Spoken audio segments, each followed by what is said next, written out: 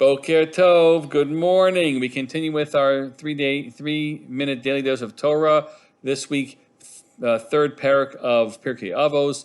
We're looking at a Mishnah. In my listing, it's considered the middle of the second Mishnah. It might be otherwise a Mishnah 2, 3, or 4. Rabbi Chanina ben Trajon wants to talk about what our conversations are or aren't at a table.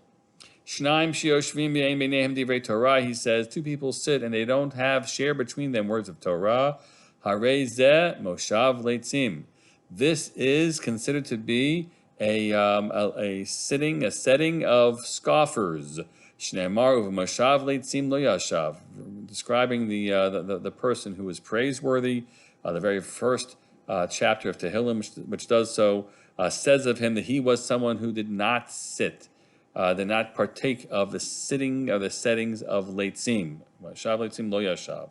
On the other hand, but if two people sit and they do share words of Torah, shchina shruya benihem, you should know that God's presence is hovering and present with you. Shneimar azid b'ri Adonai ish arayehu v'akshev Adonai v'shma v'katei v'sefer zikron l'fnei Adonai l'fanav v'yirei Adonai l'choshay shmo.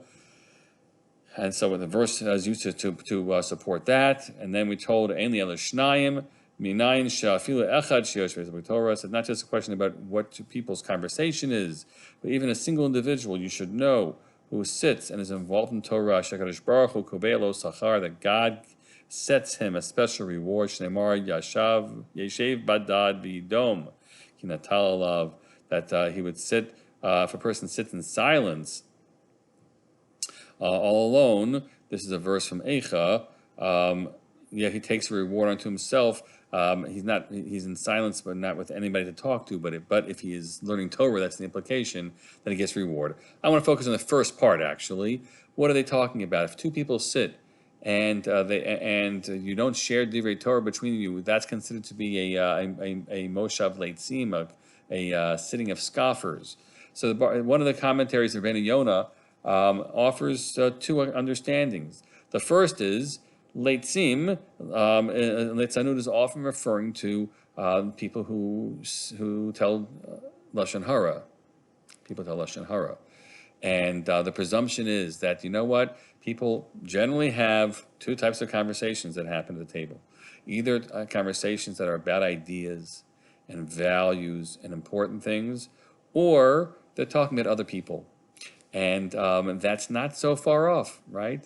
So in that sense, it wouldn't necessarily have to only be divrei Torah, but it's anything which is lofty and not about others. And the truth is, one of the ways in which we avoid finding ourselves having lunch with somebody and just starting to talk inappropriately about somebody else, that's right. The end of Bahaloscha, this past week's parsha, already described Miriam and Aaron engaged in that.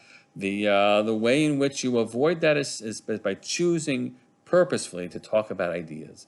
For him, Rabbi Chanina ben Trajon says the ideas should be lofty ideas of Torah.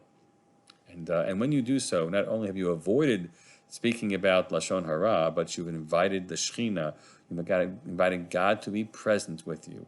Instead of God departing from you, God will be present. We'll leave that explanation for today and wish you a day in which you don't find yourself a scoffer, certainly not a lashon hara scoffer, but instead someone who's found the opportunity to talk meaningful things, Torah things, with the people that you might engage with today. Have a great day.